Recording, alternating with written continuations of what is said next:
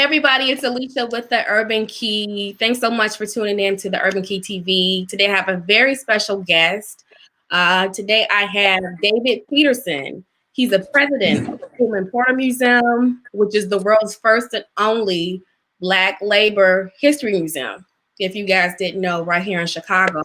He's also the founder of Randolph's Dream, which is a community development corporation. So that is awesome. He's a very, very busy man. He's got two phones. So I just want to take time to welcome him. So everybody in the comments, just welcome David to our conversation. Hello, hello. How's I everybody see doing? people. So I know we have a lot of things to tackle in this conversation, but before we kind of get too heavy into everything, I do want to take time to ask you how you are doing, because as you know, we're in such a political, emotional, volatile time. And so I just want to, ask you, how are you? I mean, honestly, I'm overwhelmed. You know, just over it. Ready to just be able to go to the store and buy some alcohol and some wipes. Just And wipes? I mean, just everything. I mean, it's not like we weren't already dealing with all of these social ills as Black people in America. Yeah. So then to add COVID, to add the all of the extra attention going on with the riots and all of that. I mean, it's a lot to deal with. Yeah. So this is the time where family is really needed. That reinforcement from partner, friends, whoever, that kind of keep you focused. So like I said, we're overwhelmed, but we are definitely still in the fight. Absolutely. I agree with you wholeheartedly. Honestly, today was a tough day to me. I think I'll share this with you guys. I cried earlier. I just felt so heavy because it's just a lot on top of what we have to go through daily. And I just felt so overwhelmed that I didn't know if I wanted to do the interview, but I felt like it was important to do it because we definitely need to have the conversation. And I know that I'm not the only person that feels this way, just as you shared. So I feel like it's a safe space to be like, man, I'm really, stressed to the max. So, thanks for sharing that. What are you doing? I know you mentioned family, but what are you doing to really make sense of everything that's going on in the country? I mean, honestly, the thing that keeps me going is, laser like focus. Focus on the fact that I'm here playing a specific role in history. God chose me for this specific time in history to be who I am, to have the temperament that I do, to have the personality that I do, to have the wherewithal and the stamina that's needed for this fight right here. So I don't take it lightly, and because that's the case, and I know I'm guarded by angels, and guided by my ancestors, and nurtured by the elders. You know what I mean? It's like you have a purpose that's bigger than you. So we're not afforded the luxury to get tired. We're not afforded the luxury of getting weary. You know what I mean? So with that being said, when we set out, the purpose was always bigger than us. So we understand that this is just the work. This is what it is. And especially when you look back in time, I myself being a historian and know the stories of what our ancestors went through. I mean, this is a breeze at the end of the day. Yeah. We can't complain or not complain. We can voice our opinions about, the treatment, but we should not complain. So that's a good takeaway.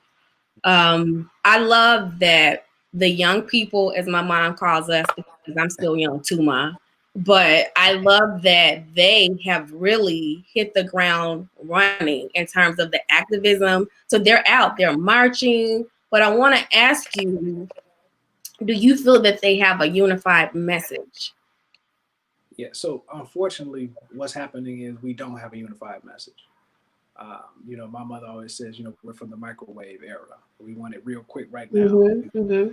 And what's fortunate about that is, in the past, our elders and our ancestors have left us roadmaps of how to do this work, particularly the work that we're doing right now in terms of looking for passing legislation, getting executive orders passed that will benefit our people, all these different things. They have been done. I mean, we can date earliest back to the 40s. When A. Philip Randolph and the Pullman Porters organized the first March on Washington, which was in 1941. There was a roadmap to what that does and what it leads to, and that led to them getting an executive order signed by the President of the United States. You know what I mean? So when they got that executive order signed, they were able to shelve the march and kind of move on to something else, and then save it for 20 years later, the March on Washington in 1963. Yeah. So I say all that to say, I don't think that our generation understands the importance of sticking with something for a long time, because if that were the case, then this same, passion that we have now would have never stopped after Trayvon Martin was killed. That's true. So, like I say, it's a family conversation. We have to be empathetic with our family and understand that we're dealing with post-traumatic slave syndrome, and just kind of just be patient with everybody. But, sometimes my patience wears a little thin because people don't respect those that have come before them, and they don't even want to acknowledge them in some cases. You know what I mean? But I think that, the passion is perfect. The zeal that we have right now, and the sense of urgency that we all have. But it's just important that we connect that with strategy, with techniques, and with measurable outcomes. Nice. So I want to ask you, what do you think the key pillars for us should be? Because this is how I look at it. You have the younger generation, just how you were describing, popcorn generation. We want everything, now without knowing the history. But then you have the older generation who's been here, done that. This is not new to them. And they don't like some of the ways that this generation handles things. Do you follow? And Yeah. So how do you think that we would be able to unify everyone or get us on some type of an accord to be unified? I think that everybody needs to kind of recognize their place in the battle, and the elders, they're here for counsel. They are the shoulders in which we stand upon. You know what I mean? So we need them to be a little more empathetic and understanding that this is a lot on us right now. We're at a different place in time, and I think that, their counsel is needed. So we can't think that we can do it without them, and they can't think that it can be done without us. So, a lot of them need to pour into us tangible resources, pour into us, wisdom that doesn't come with scrutiny or that isn't, condescending, if you will, Yeah. just be appreciative that, we are willing to step up and take this fight. I think that's been one of the biggest drawbacks from the younger generation, and I think that because they are young, we've all gone through that rebellious period, it causes the friction that you don't want to go and seek the wisdom because you don't want to be chastised. And so we just continue to go in circles. Yeah, so we do need to heal that because, the elders have the knowledge. I love, my elders because I feel like they just know, and I just feel comfortable with them. I feel like I can be open and they see through us. They know. They just know. And I also feel like, they also in some spaces need to humble themselves as well. Because a lot of our elders, they brag about how long they've been doing something, or they did this and they did that right. But the proof of concept is, well, if you had been doing it right, we wouldn't be where we are right now. You know what I mean? So I think that there's a certain level of accountability that we all need to take. That's true. I mean, because, like I say, a lot of things that our elders were doing could have been more impactful if they had been done from a nation building perspective, and not necessarily we want to be accepted or we want our voice heard perspective. Yeah. I think that a lot of the times, we want to be heard more than we want to be impactful. And we inherit that from a generation of articulate speakers who gave wonderful speeches, but didn't leave institutions for the next generation to inherit. Yeah. And then solid succession plans. I personally am different. I've been blessed with wonderful elders around me that have left those things, that have helped us build those things. But the overall consensus is, look, this is what should have been done. There should have been a generation that's just consistently pouring into us and transferring the wealth. I agree. I want to switch gears a little bit. So obviously the topic of discussion or the flyer, it was titled Juneteenth, which I do want to get into. So Juneteenth is next week, for those who didn't know. And for those who are not aware, Juneteenth is known as Freedom Day for Black people. So it's really like the equivalent of the 4th of July for Black people. And really what it was for our culture, Texas was the last state. Texas was the last state basically to emancipate enslaved African Americans. And so, you know, when the Emancipation that's a tongue twister, right? Emancipation Proclamation was passed back in 1863. It wasn't until 2 years later that the enslaved Black folks in Texas were actually able to be free. And so that is what the celebration is for. Is for. So that's what it is. I have to say, I didn't know myself probably until 6 years ago. I had never heard of Juneteenth at all. And actually, I went to a Juneteenth event. It was a church event, which is like the staple of celebration and all of that. I didn't know what it was. And I didn't have enough wherewithal to go and look it up. But it's, you know, super important to our culture. Super important. And so I want to know from you, David, why do you think that the notoriety of Juneteenth has picked up within the last couple of years? Well, I think that people, it's a universal awakening. It's a new conscious awakening. You know, and that attributes to, you know, the time that we are in the universe.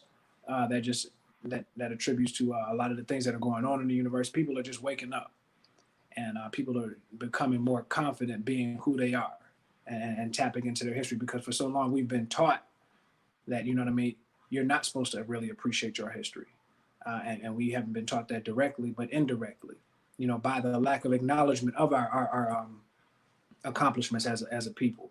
Across the African diaspora, you know what I mean? So that's why, you know, when we were growing up, you used to hear people say African booty scratcher, or, you know what I mean? You know, like everything about us is just like the butt end of the joke. Yeah. You know what I mean? So it's just like now it's become a thing to be woke, and all right, that's cool. So it's acceptable now, you know what I mean? But whatever the case is, we're here now, and people need to just accept it and grow with it, you know? So with that being the case, we got to continue to push forward with that. I mean, we've come to a point where we were at a point where anybody who was saying anything remotely conscious was referred to as a hotel or something like that. You know what I mean? So everything that's the pure essence of us, we find a way to demonize it internally. And lately, you know, what's happening is people are kind of waking up. So particularly what's going on now with all of the riots and all of that, people are just anti the establishment. So, you know, this is an easy something that they can latch onto. Like, okay, you know what? We're going to celebrate Juneteenth, which is perfect because that's what we need right now. We need everybody to be focused. I'm glad that you said that. That's a great transition to my next question. So you have companies such as Nike, Twitter, others. They're all, you know, within the last day or two, they've all come out and said, hey, we're going to give our employees that day off in observance. And, you know, when I heard it, okay, great. But it just really seems like opportunistic in a way, because this isn't a new thing. So, you know, because of all of the things that are happening now, do you feel that this is a PR stunt for companies such as the ones that I've named, or do you think it's a good opportunity for our culture? I mean, I think that we need to have the same level of finesse that they do. So whether it is or it ain't, it doesn't matter. You know what I mean? We need to get what we need to get while we can get it, and use that as more footing to push forward our Black agenda. So if someone wants to donate $1 million to a cause, we need to make sure that it's going to a viable cause that has footing in the community, that is grassroots based, and let that be, you know, the very thing that boosts us to the next level. We need to make sure, though, and be intentional that people aren't giving donations to organizations that aren't doing the work, that are being opportunistic and accountable. But I mean, you know, corporate responsibility is a major thing. I personally appreciate that they're stepping up. You know, in some cases, yes, it may be looked at as pandering, but if we stay focused on our permanent interests as Black people, focused on our Black agenda, none of that matters anyway, because as long as it, you know, falls in line with that, then we're all moving towards where we need to go. But that's why enforcing and leaning on and being educated on a Black agenda is so important for us across the board. So that when we have speakers that get up and speak on our behalf, they're saying the things that we have already compiled and did our research on. So we shouldn't have any speakers, whether they be clergy, whether they be politicians, or just self-appointed activists. No one should be able to get up in front of a camera and say, we don't have a Black agenda. We need to figure out what we want, because that's a complete embarrassment and slap in the face to those who have done the hard, heavy lifting prior to this. Well, I'm gonna skip my next question because I have an idea of where you're going to, how you're gonna side. I'll ask anyway. So recently, it was announced that this current president will be doing his first campaign back, since COVID in Tulsa, Oklahoma, on the same day as Juneteenth. Mm-hmm. And do you know the history of Tulsa? Yeah, absolutely. Absolutely. Okay. And so for everyone who's watching who might know, Tulsa, Oklahoma was the site of one of the largest, deadliest racial bombings in American history. And for that to be the location on such a significant day for the African American community, I just wonder if you have any comment or response to that. Yeah, so representatives from our movement will be there, in Tulsa, with a different agenda. We'll actually be there for an Opportunities Matter lawsuit filing. So we'll be filing a lawsuit with SBA, the Small Business Association, for the lack of evenly distribution of the SBA funds that have been designated by the government to help blighted and low-income and particularly Black communities.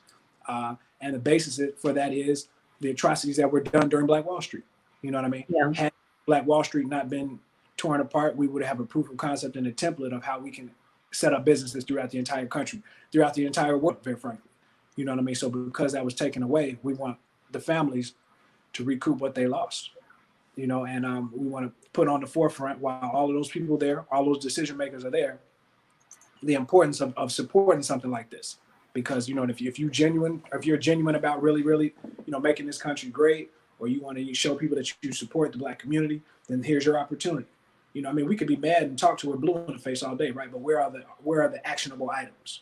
You know what I mean? You can't negotiate with somebody that you're scared to sit down at the table with. So that's why prior to this, we're making sure that we're flooding the airwaves with this Black agenda, letting everybody know this is what it is that we're standing on, and this is what we're going to get done. So no one is just automatically just giving our vote. Vote is a currency. Vote is an exchange. You know what I mean? So whoever wants our vote, you have to deliver us this Black agenda. You had me thinking about Joe Biden when you said that. You don't just get it, but it's not going to be that simple. No, not at all. Not right now. Not right now, because right now is the opportunity we have to squeeze. Yep. You know what I mean? We're not going to have this opportunity any other time. Those riots, all of that puts us in another conversation. And what it also does is it gives us a unique opportunity to finally be autonomous, right? We're always just people always clump us together in a safe conversation. People of color, Black and brown, minority, right? But what happens is while we're doing that, we lose sight of what the actual things that Black people are going through. Our situation is different than anyone else in the United States. The way that we got here is different than anyone else in the United States. And our post-traumatic influence from that is different than everyone else. That's not to say that we don't have allies.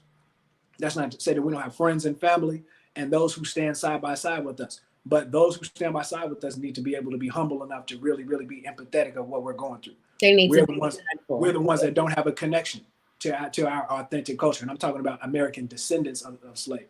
I'm not just talking about anybody just because they're Black, because there are a lot of people who are quote unquote Black in this country who come from other countries who genuinely don't consider themselves Black. That's true. They register themselves as white. You know what I mean? They look down on that's an entire different conversation. Right. The classification of. Have you read the book? There's an audio book that I'm reading. Goodness, it's not called Wide Awake. I've got to get you this book. I'll text it to you, but it's speaking specifically on what you're talking about. And I think those are, some of the things that we need to like hone in to um, different conversation. I do want to ask you about reparations. So I thought we were going to the pillars, but reparations was something that was brought up recently again. And I just want to get your take on it. I feel personally that we need an apology first. I think there's a way to do things. So I feel like no one's going to give you something without the proper acknowledgement that it's actually happened. So I feel like while the argument for reparations is not wrong, I think that we're backwards in the way that we're going about it and what we're demanding. You know what I mean? In order to get it structured correctly. What do you think? What's your take on it? Well, I mean, for us, the condensed version of the Black Agenda, which we've been promoting, basically has that as line item number one. That's very important. And just point of fact, the Black Agenda condensed version that you've seen us throwing around, that's a very condensed version of the National Black Agenda Consortium's effort to create this Black Agenda. And that's been going on. It's a compilation of Black agendas all the way back to the 1800s. So there was a convening of people in 2004 with Senator Owens. The last one was 2012. Before that was one in 1970. And all of these different conferences is where people came up with the framework for this Black Agenda. I myself have been privy and blessed to be, sit at the feet of some elders, Reverend Fellows, and a lot of people who introduced me to this Black Agenda. So with that, we've been able to kind of condense it and make it a little more easily acceptable for our generation. But it's a living, breathing document that once again, there's a website for it. There's a whole movement for it with action items. And what we're trying to do is make people aware of this so that the conversation, once again, doesn't stay on, we don't have an agenda. So reparations, absolutely. That's the foundation of everything. First of all, let's make this a conversation piece so that people can't say, oh, that's not something that I'm really interested in. No, it needs to be something that you're interested in. You know what I mean? Because there's a transfer of wealth about to take place of almost $3 trillion. You know what I mean? So as that transfer of wealth happens in the country, we want to make sure that it's going to the appropriate places. And we want to make sure that we have economic development opportunities and programs and projects set up so that when people say, okay, here's the money, we're not just saying, okay, we're about to just go blow it. No, we already have programs in place. We have financial analysts in place, professionals, practitioners who know exactly what to do in order to make this thing work for us across the diaspora. Well, I'm curious. I see I'm looking at the comments. Someone commented, we don't need an apology. Just give us our 40 acre and a mule. And I get it, but I just feel like, I personally feel like, yes, give us what we're due, but I do feel like other countries have apologized. I feel like for this country, this country needs to acknowledge, until you acknowledge, you're never going to move past this thing. It's never going to turn over, the way that you want it to. I feel like we're out of sequence. That's just personally what I think. I want to ask you, I promise I'm not going to keep you forever, but I just love it's fine. How can people get involved with you? So you're going to Tulsa, what specific organization can people reach out to you and say, hey, like, I want to be a part of this? Like, how can I get involved? Yeah, absolutely. You can always reach out to me, all my personal information that is up there. And like I say, it's a coalition of organizations. I represent the National Affluent Randolph Pullm Museum. But, to be clear, we're not a constituency organization or a community organization. We're a cultural institution. So we try not to undermine our position by putting ourselves in places that aren't necessarily, that isn't our lane. We teach the history of organizing. So we're the training ground. After you leave the training ground, then we get into the actual work, which is our Community Development Corporation, Randolph Dream, CDC. Now, we have several different program divisions of the museum. We have a youth and young adult division, Museum 44, where hip hop meets history. We have a Green Initiatives program division.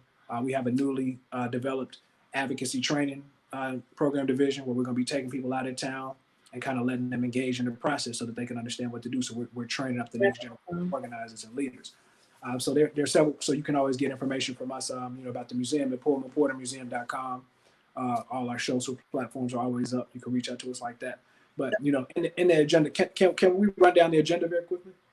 Absolutely. Okay, cool. So you can find one of these 10 items that you find yourself, genuinely interested in, and come join in with us as we do the work. The first one is, once again, like we were just talking about, reparations for Black descendants of American slavery. The second one is health and wellness equity and mental health. Number 3 is criminal justice and police reform. Number 4 is economic development through self-investment with government support. Number 5 is public and community safety. Number 6 is enforcement of educational excellence and developing skills and trades. Number 7 is low income and affordable housing. Number 8 is international tourism and hospitality / cultural economic development. Number 9 is legislation for Black contractors and bids. And number 10 is green economy equity / reparative compensation and inclusion for farmers and distributors in the food, marijuana, and hemp industries. So those are the 10 items that we're really, really honing in on. Everybody, there's something for everyone to do. Everybody is not, hasn't been in it for a long time. So anybody, if this is your first day, if after you see this, you decide you want to join the movement, that's cool. We're not shunning anybody. We're not saying, oh, you ain't been down, so don't try to be down. Like, we don't have the time for that. We need everybody to plug in and lock in with us so that we can do this. It doesn't have to be with our organization. It could be with anybody, but just find one of these items and just get to work, because it's all out war on us right now, very frankly. Do you all do any work in conjunction with the Urban League or NAACP at all? So ironically, no, we don't do any work with those organizations. Are you open to it? Absolutely. There's no. As long as the other person on the end of that friendship or whatever ship it is aligns with our Black agenda, aligns with the permanent interests of Black people, then we're fine with it. You know what I mean? So that person could be Black, white, purple, spotted, whatever. It doesn't matter, as long as what they're doing is genuinely rooted in trying to help us propel ourselves to the next level. Okay.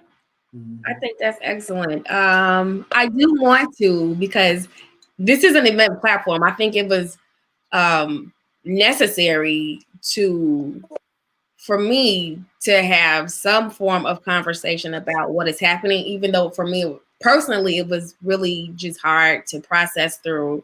But I wanted to give you an opportunity to talk about an event that you have coming up. So next week begins Black Culture Week. So can you tell us a little bit about Black Culture Week?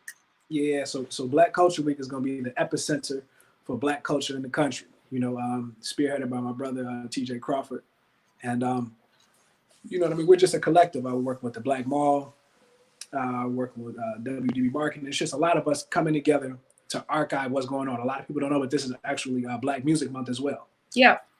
So with that being said, Black Culture Week is from the 19th to the 28th, and we're gonna be heavy each day. So you can go to blackcultureweek.com and get information about it. On the 19th, we're having our citywide caravan parade. So we're starting on the west side, and we're going through the whole city. We're handing out red, black, and green flags. We're teaching people about the importance of Juneteenth. We're giving people something to be proud of, a different energy from the riots, yeah, more culturally centered expression of our frustration. And we're just gonna, go through the whole city. We're gonna start on the west side. We'll go to the DuSable Bridge. You know what I mean? Where the first Black man, Jean-Baptiste DuSable, founded Chicago, founded the first, business district here in the city. And from there, that was the nucleus of the city. So we'll go there to honor him. We'll be going through Bronzeville, going down Motor Road where Chess Records was, the old Defender was. And it's basically going to be like a historical tour. We're just going through all of the places that our people have, left their footprint, and making our presence known all the way to the museum on the far south side in Pullm National Monument. And for those who don't know, Pullman was designated by Barack Obama in 2015 as Chicago's first National Park Service site. So we're real proud of that. That's and the connection with, national parks and Juneteenth is it was the Buffalo Soldiers, that one of the last regiments, who brought in the word to Texas that Juneteenth was over. The Buffalo Soldiers were actually the first national park rangers as well.